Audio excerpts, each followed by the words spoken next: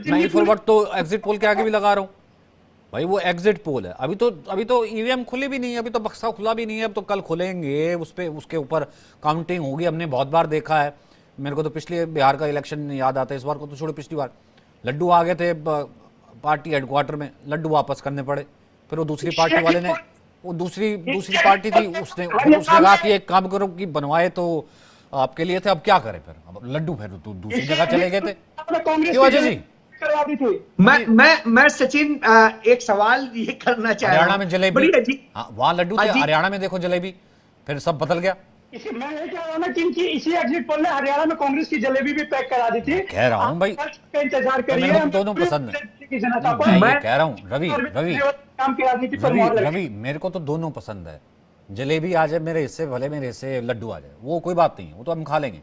पर मैं ये कह रहा हूं कि आप कह रहे हैं ना गलत ही होंगे, मैं कहा इस गलत के चक्कर में भी तो कभी कभी जलेबी और कभी लड्डू हो जाता है। और वही तभी आपने कहा ना इफ ना लगाइए, इफ तभी होता है ना, या तो एक हारेगा एक जीतेगा या कांटे का रहेगा। अजय जी, फिर मैं रवि के पास आता हूं, दोबारा इस पे कमेंट लूंगा। मैं एक चीज कहना चाह रहा हूं, सबसे बड़ी बात ये कहना कि हम डेमोक्रेटिक हैं, दूसरा नहीं है, ये बात तो बड़ी अजीब सी लगती है। जब से आम आदमी पार्टी बनी है, आप मुझे बताइए अरविंद केजरीवाल ने कोई भी संयोजक पद पे कहीं पर भी कभी क्या चुनाव हुआ है क्या? नहीं हुआ है। तो मुझे लगता है ऐसे चीजें नहीं बोलनी चाहिए। अच्छी बात है, आपने अच्छा काम किया है जो किया है, और जो नहीं किया है वो भी कहा जाएगा। लेकिन एक बात सच है कि आज देखिए, यमुना का वायदा आपने किया था, नहीं पूरा हुआ, अरविंद जी ने खुद माफी मांगी। आपने शिक्षा की बात की थी, दिल्ली में एक स्कूल नहीं बना, एक यूनिवर्सिटी नहीं बनी, एक भी ऐसा इंस्टीट्यूशन नहीं बना। आज दिल्ली के स्कूलों में प्रिंसिपल्स के पद खाली पड़े हैं, वाइस प्रिंसिपल्स के पद खाली पड़े हुए हैं, टीचर्स के पद खाली पड़े हुए हैं। आपने रोजगार देने की बात कही थी, 429 नौकरियां सिर्फ पक्की दी, बाकी कहां दी हैं? आउटसोर्स पे हो रहा है। उसके अलावा जितने इश्यूज हैं वो सामने हैं।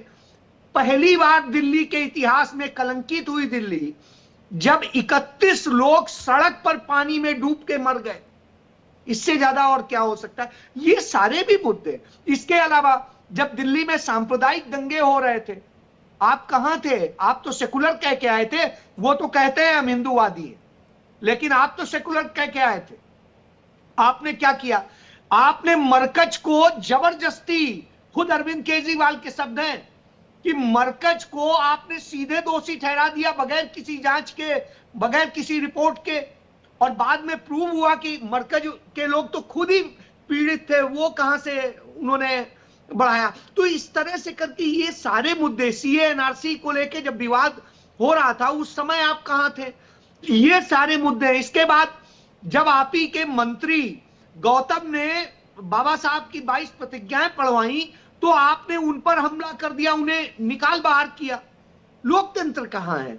आप तो बाबा साहब की फोटो लगाते हो, फिर उसके बाद उनके सिद्धांतों से भी नफरत हो जाए।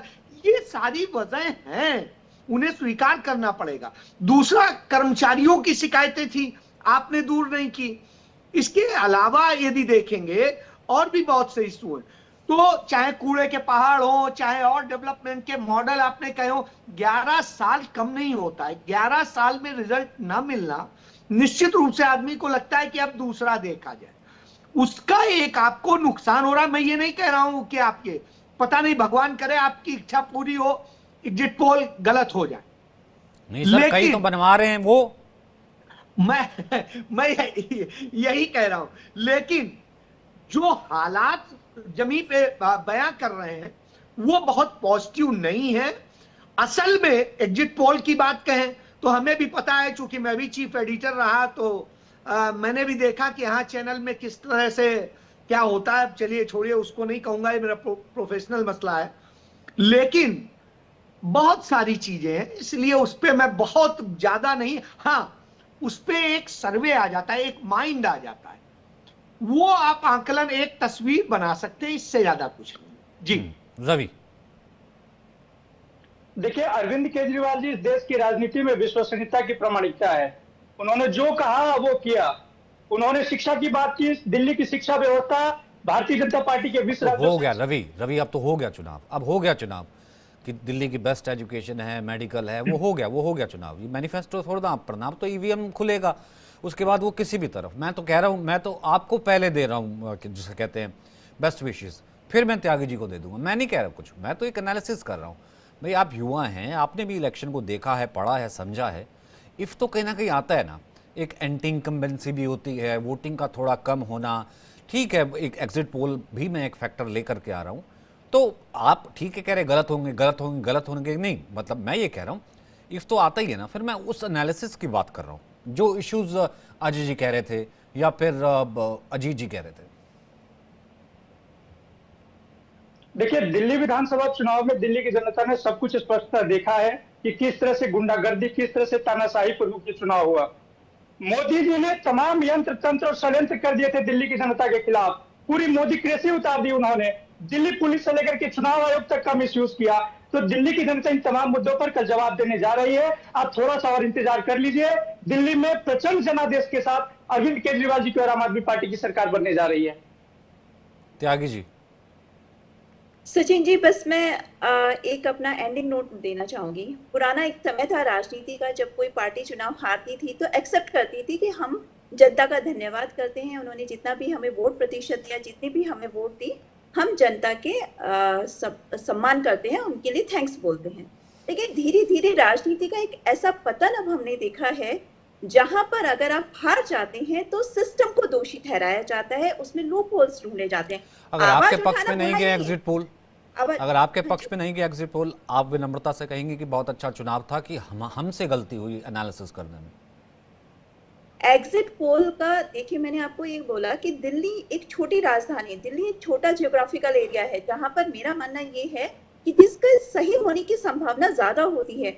अगर मैं 2015 और 20 के भी एग्जिट पोल देखूं तो उनमें कोई मेजर बहुत ज्यादा डिफरेंस नहीं आया था। उन एग्जिट पोल्स ने भी आम आदमी पार्टी को जीत दिखाई थी, सीट्स नहीं बताई थी, सीट्स में प्लस माइनस का डिफरेंस था। तो इस बार भी मेरा मानना ये है कि एग्जिट पोल पूरी तरह से सही साबित होंगे अगर सबको देखा जाए, एनालाइज किया जाए। अजीत जी।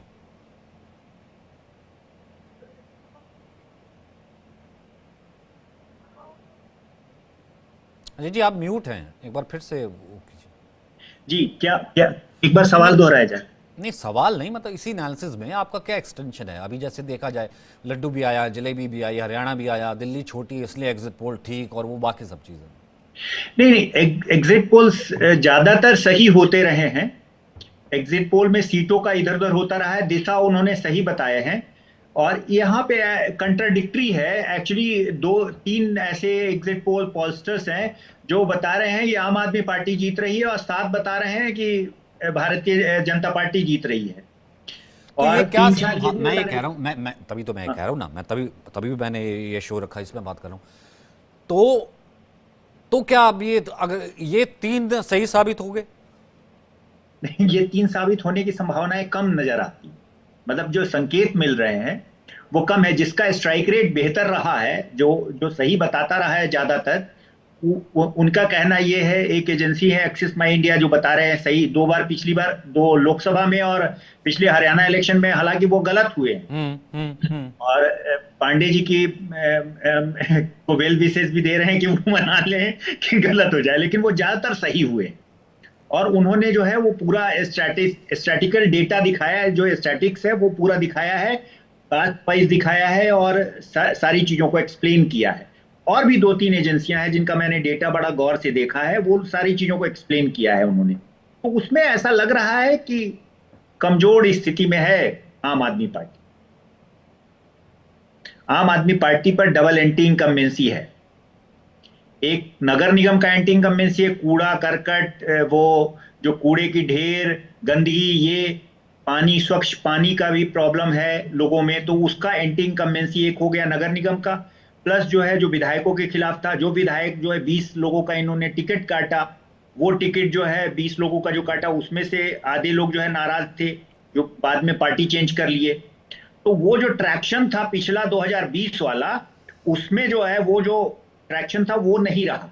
दूसरी चीज है कि इस बीच में 11 साल की सरकार हो गई, 11 साल में एक नेचुरल एंटी इनकम्बेंसी भी क्रिएट होता है, वो रहा। प्लस जो है जो आप पिछला जो 2 साल था जो अरविंद केजरीवाल का, वो थोड़ा सा बहुत बेहतरीन नहीं था। जो लास्ट वाला जो 2 साल था, जिसमें बहुत सारे ग्रीवांसेज पब्लिक के थे जो अच्छे से एड्रेस नहीं हो पाए।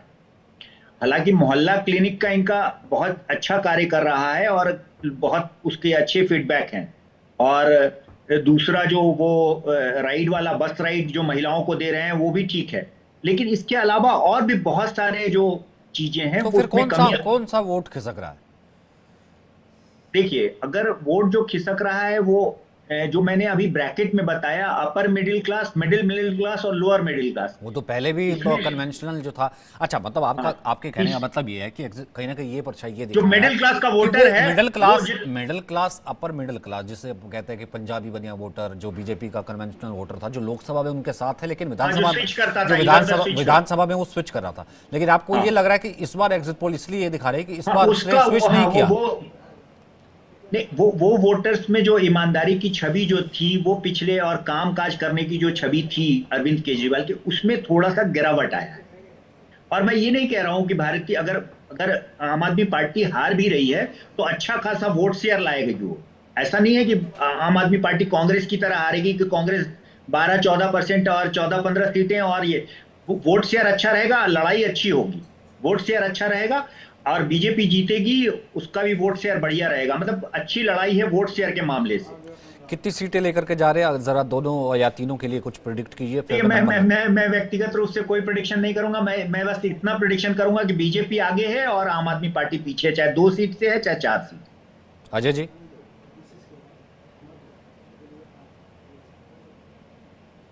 निश्चित रूप से मुझे लग रहा है कि भारतीय जनता पार्टी अपर एज है और वो एज में है, और आम आदमी पार्टी कहीं ना कहीं लूज कर रही है, और कांग्रेस पार्टी बहुत अच्छा इंक्रीज कर रही है। जिस तरह की उसका परफॉर्मेंस था पीछे 2 चुनाव में, जैसे वो डिमोरलाइज थी, नहीं लड़ रही थी, इन चुनाव में वो लड़ती हुई दिखाई दी है पूरे प्रदेश में, और अपने वोट को धीरे धीरे वो हासिल कर रही है।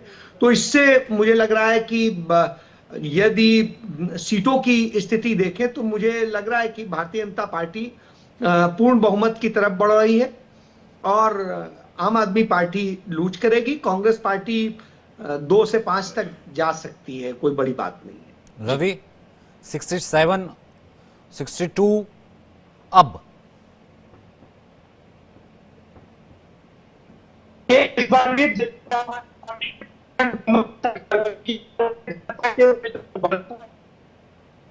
क्रैक हो रही है आवाज क्रैक हो रही है। चलिए, आपको शुभकामनाएं। आप आए थे त्यागी, लास्ट कमेंट आपका, कमेंट मतलब फिगर 45 to 50 रियलिस्टिक फिगर, कोई बढ़ाना और फिगर ठीक है। फिर आपसे मुलाकात करेंगे, इन फिगर को कोट करेंगे। बहुत बहुत शुक्रिया हमारे साथ बने रहने के लिए, इस बातचीत के लिए, इस चर्चा के लिए बहुत बहुत शुक्रिया। एक छोटे से ब्रेक के लिए रुक रहे हैं।